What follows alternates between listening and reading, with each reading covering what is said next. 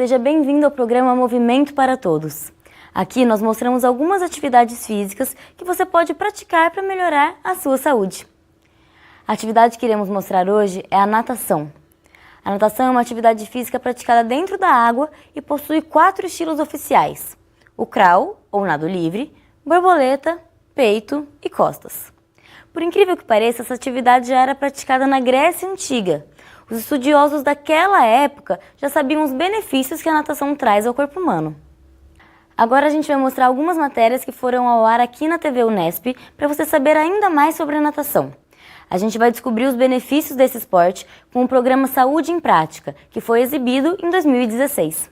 O Pratique Saúde vai tratar de uma atividade aeróbia, refrescante e com muitos benefícios à saúde: a natação. Nadar ajuda a fortalecer o sistema muscular e diversas articulações do corpo. Além disso, a atividade proporciona melhorias no sistema cardíaco. A natação também é recomendada para pessoas com asma e bronquite, pois auxilia no controle e fortalecimento do sistema respiratório. Você sabia que a natação pode melhorar a qualidade de vida das pessoas com deficiências?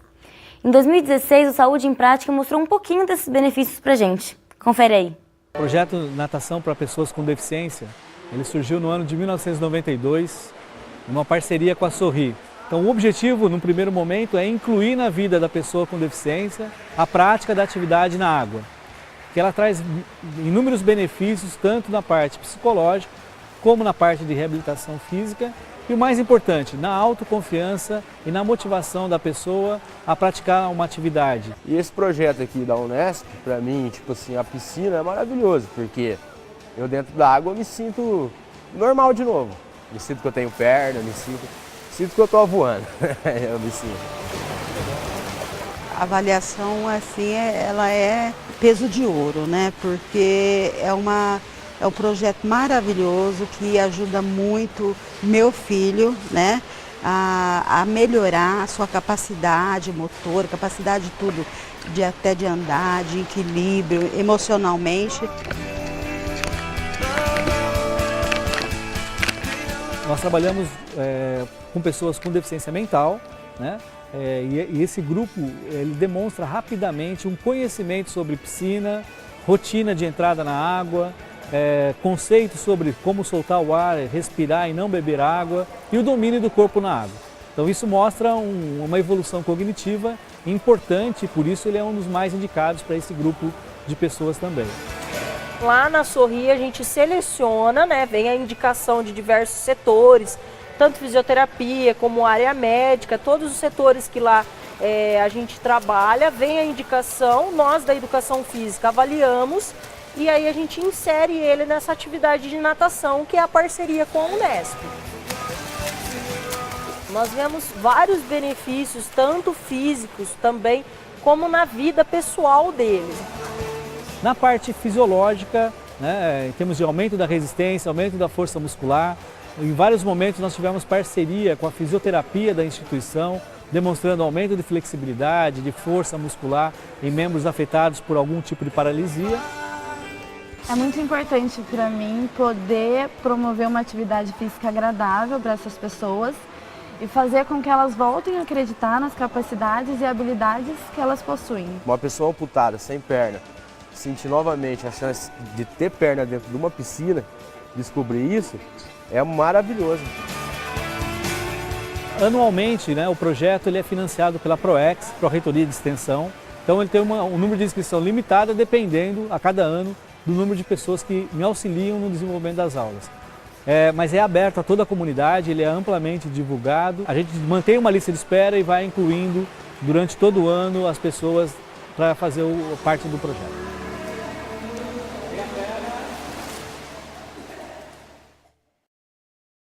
Apesar de ser uma atividade muito boa e importante, a natação também apresenta os seus riscos.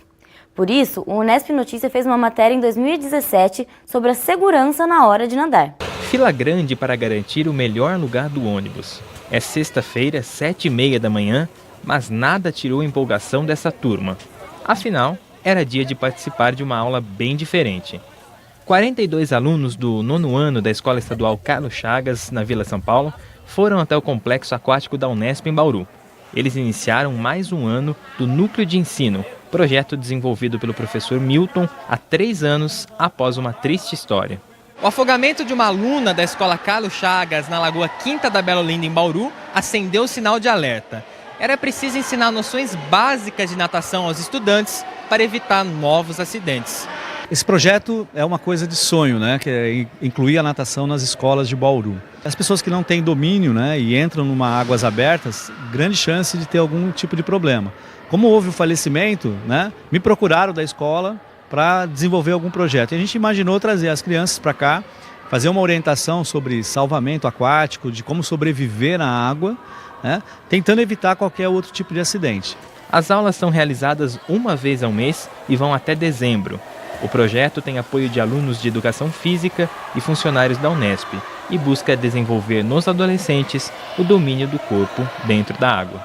O objetivo do projeto é mostrar os benefícios que a atividade física na água gera para o desenvolvimento da criança, para o nível de habilidade dela, e não podemos esquecer que a natação está dentro dos esportes individuais, né? O Brasil vem se destacando em termos de competição e ele deveria também estar no currículo escolar. O problema é a falta de infraestrutura que a gente tem nas escolas e não possibilita esse tipo de vivência na água. Então você, eu, os pais dele compram alguma coisa no mercado e está contribuindo para o financiamento desse espaço aqui. Então o retorno que a gente tem que dar para a população é no mínimo trazer e fazer com que eles aproveitem esse tipo de experiência aqui na água. Uma oportunidade de unir o esporte e a educação. Eu acho muito importante, né, na nossa formação, inclusive, porque foi uma experiência que eu não tive na escola e acho legal passar isso para eles agora, né? Essa oportunidade de viver uma coisa diferente, de explorar o ambiente da água e para que eles também não sofram, não tenham nenhum acidente com relação a isso, né? Como que você imagina que esse projeto possa transformar a vida desses jovens? Como conteúdo de educação física, eles vão entrar em contato com uma modalidade individual, né? Os outros professores também podem, de forma interdisciplinar, trabalhar, né, a matemática, trabalhar o volume de água dentro de uma piscina, a metragem, né? Além também do convívio social, esse respeito deles que eles têm aqui, né? Espero também mudar a atitude deles, respeitar as diferenças, saber que nem todos são iguais, respeitar o espaço do outro, né? A parceria com a Unesp foi fundamental para deixar a teoria de lado e praticar as orientações de segurança ensinadas nas aulas de educação física. E a prevenção precisa mesmo ser redobrada, pois o bairro é carente em opções seguras de lazer e a Lagoa da Quinta da Bela Olinda acaba se tornando uma opção perigosa de diversão. Dezenas de pessoas já morreram afogadas no local. Nosso bairro está localizado assim, bem distante dos espaços públicos possíveis para eles praticarem atividade física, né? De forma correta e orientada. Então nós temos a Quinta da Bela Olinda lá que fica bem próximo lá. Infelizmente, quando chega esses períodos mais quentes, a única forma de lazer deles é a Quinta da Bela Olinda, né? Bom, e o que será que a criançada achou dessa novidade? Estou esperando alguma coisa muito intuitiva, né? Uma coisa básica, tipo assim, para que não corra mais afogamentos. E qual que é a sua relação com a água? Você gosta, sabe se virar? Como que é a sua relação? Eu gosto, sei me virar, tipo assim, eu sei o básico, mas se alguma coisa acontecer, eu tento salvar alguém, sim.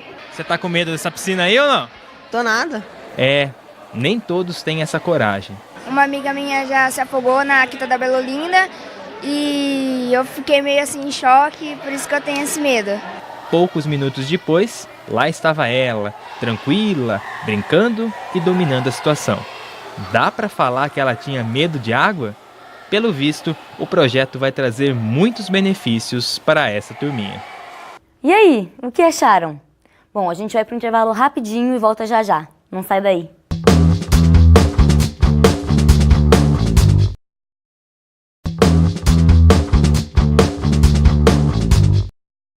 Estamos de volta com o programa Movimento para Todos. Agora eu tô aqui com o professor Milton Prado Júnior para a gente conversar um pouquinho mais sobre a natação. Oi, professor, muito obrigada por ter aceito o nosso convite. Obrigado a vocês e é sempre bom falar de atividade física e atividades aquáticas. Isso mesmo. Bom, para a gente começar, eu queria que o senhor falasse um pouquinho sobre a importância de ter projetos com atividades assim dentro da universidade. Bom, em primeiro lugar, a universidade é pública, financiada pela população, Então nada mais justo, isso eu sempre privilegio no meu trabalho, o projeto de extensão, que é trazer a comunidade para dentro da universidade, possibilitando para os alunos estágios de ensino e pesquisa. Então, em todos os meus projetos eu tenho esse tripé, ensino, pesquisa, e a extensão da comunidade ela é fundamental. Isso nos faz estar mais próximos de pessoas que muitas vezes não têm condições de ter um espaço físico para a prática de atividades aquáticas, e também de pessoas que normalmente no mercado, né, no caso a pessoa com deficiência, né, o idoso que tem algum tipo de reabilitação, fica mais complexo dele estar numa aula de hidroginástica, numa academia, e a gente tem essa possibilitado essas pessoas nesse processo de atividade, saúde e reabilitação aquática. Agora, mais especificamente sobre a natação. A natação tem mudado muito, né, com o tempo. Atualmente, como são as modalidades, como que está funcionando?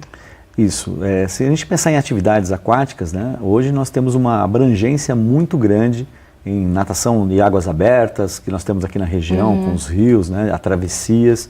Nós temos o triatlon, o biatlon, né, que inclui a natação, mas tradicionalmente nas provas ou nas competições, nós continuamos tendo atividade com os 4 estilos da natação, o crawl, costas, peito e borboleta, né, tanto em provas de velocidade como provas de meio e fundo, ou seja, aquelas provas onde a distância é maior.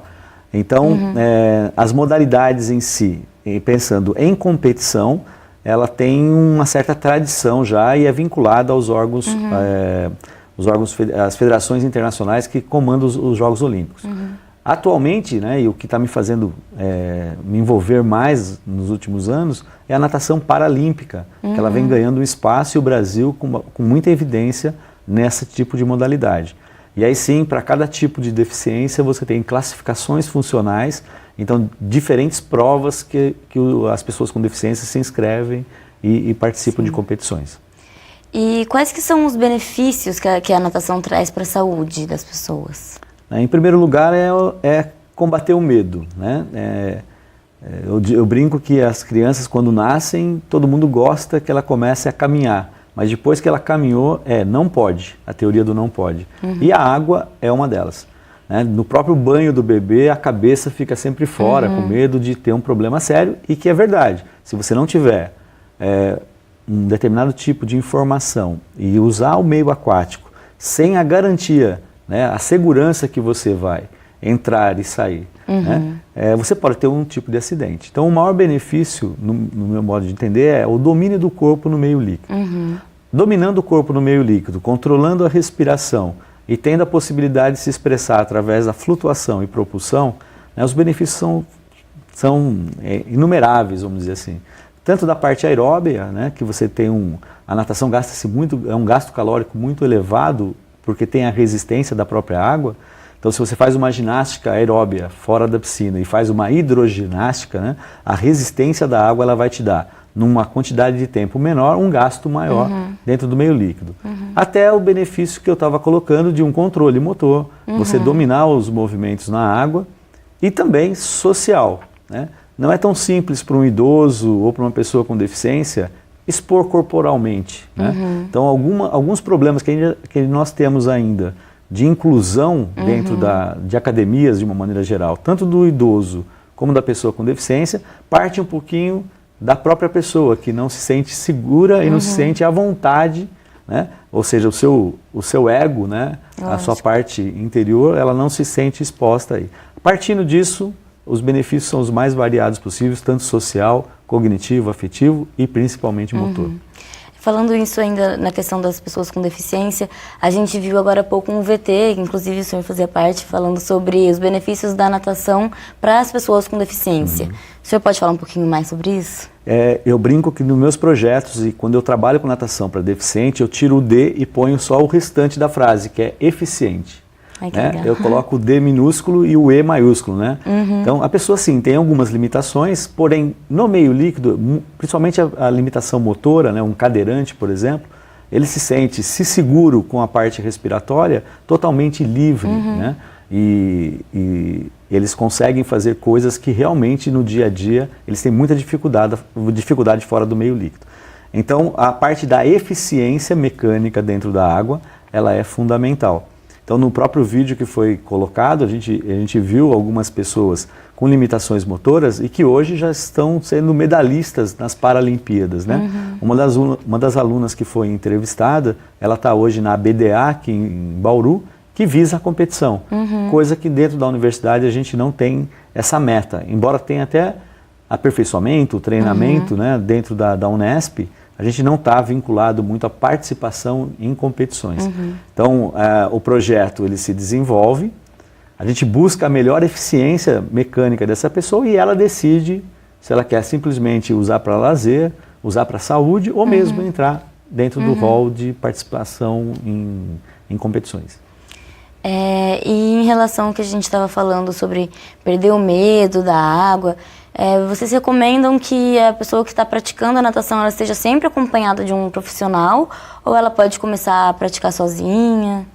A maioria das pessoas começam sozinhas, né?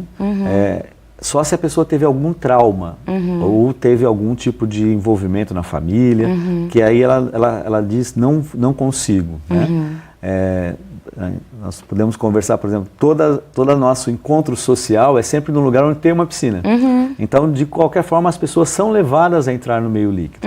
Agora, tentando evitar riscos para a própria pessoa e, obviamente, acelerar o processo de desenvolvimento, um profissional preparado, ele vai, no primeiro momento, detectar o que a pessoa ainda não domina e organizar toda uma estimulação para que ela muito rapidamente adquira movimentos que dê segurança no meio líquido. Então, o projeto com a escola, a gente fez numa escola onde os alunos usavam muito espaço de águas abertas e tiveram alguns acidentes, inclusive com o falecimento de um dos alunos. Então, você ter a possibilidade que a pessoa domine a respiração, flutue e, em uma eventualidade, consiga se deslocar saindo de um determinado risco de vida, é um dos objetivos mais importantes. Né? Então, nesse sentido, o projeto em si, a abordagem da natação, um profissional focado e trabalhando com a pessoa vai potencializar o processo pedagógico e o processo de aprendizagem. Sim. Professor, hoje em dia a natação tem sido muito recomendada até por médicos para quem tem ou problema nas costas, problema respiratório, hipertensão. Como que a natação atua efetivamente para ajudar com essas doenças? A pessoa imersa no meio líquido, ela já recebe uma estimulação via órgãos sensoriais, via próprio corpo dela, né? Uma estimulação que aumenta a circulação, por exemplo, né? No caso de uma pessoa que acabou de fazer uma cirurgia de joelho, ela não tem o peso corporal, ele é minimizado com o efeito do empuxo dentro da água. Então, mesmo um pós-cirúrgico, né, você colocando um flutuador, a pessoa pode voltar à marcha, por exemplo, sem o contato físico, né, com o chão. Isso tem estudos apontando que ela auxilia no processo de reabilitação. No caso de uma pessoa asmática, né, a pressão que a água faz sobre o pulmão força ela a ter uma capacidade pulmonar respiratória maior, né? A troca gasosa, né, que você tem que prender o ar na boca e soltar dentro da água, e esse é um dos grandes problemas, a respiração é um dos grandes problemas que a pessoa não domina de imediato, porque fora da água você respira pelo nariz e solta nariz e boca, e na piscina eu tenho que respirar pela boca, né? Porque pelo nariz a água vai diretamente para o pulmão e quem já se sentiu tomar água pelo nariz sabe o que eu estou falando, é muito desconfortável. Então, a gente prefere, né, trabalhar dentro das características de cada problema que a pessoa tem, determinadas características de atividade que vai facilitar ou vai ajudá-la em termos de reabilitação. A que mais a gente vem trabalhando lá na Unesp, né, são as pessoas com deficiência, né? E se você imaginar que um cadeirante, o nível de atividade física dele no dia, né, embora ele ande com a sua cadeira de roda, ele é muito baixo em termos do organismo de uma maneira geral. Então, 1 hora de prática dentro da piscina gera uma quantidade, um volume de atividade diária que muda totalmente as características dele. Ele deixa de ficar tão dependente, aumenta a circulação, ele ganha autonomia de entrada e saída da piscina, né? E a parte afetiva e social que também melhora muito a sua autoestima. Isso gera a aderência à atividade. Inclusive, falando sobre essa parte, né, mais do psicológico, tem muita gente que fala que gosta de nadar porque você tem um tempo sozinho para pensar, uma coisa mais terapêutica, mas também tem esse lado da coletividade. Qual que você acha que são os efeitos na parte social, assim, da vida de uma pessoa? Uma das indicações que mais vem acontecendo dos médicos são pessoas com depressão. E aí, veja, eu tenho que entender a indicação do médico, né? Ele queria que a pessoa entrasse para um grupo social. Então, uma das atividades que a gente mais indica, por exemplo, seria a hidroginástica. Que você tem pessoas de diferentes faixas etárias, com diferentes características, que vai possibilitar essa integração. Porque se ele for para a natação e tiver uma pessoa que vai exigir dele rendimento, provavelmente essa atividade solitária, onde ele tem que passar, por exemplo, 1000 metros nadando, pode gerar, inclusive, a desistência da própria atividade. Então, entender a característica de como foi a indicação para a atividade aquática, nós também temos que ser bastante tranquilos em falar qual é a melhor para estar executando. Então, o caso da depressão é bem nítido isso, né? Talvez seria melhor ele começar numa atividade em grupo e depois, se desejar, ir para uma atividade mais individualizada. O inverso é verdadeiro. Né? A gente tem crianças, por exemplo, hiperativas, que procuram a natação por ser uma atividade individual, onde ela tem que ter concentração, onde ela precisa manter uma certa regra para chegar até o outro lado da piscina.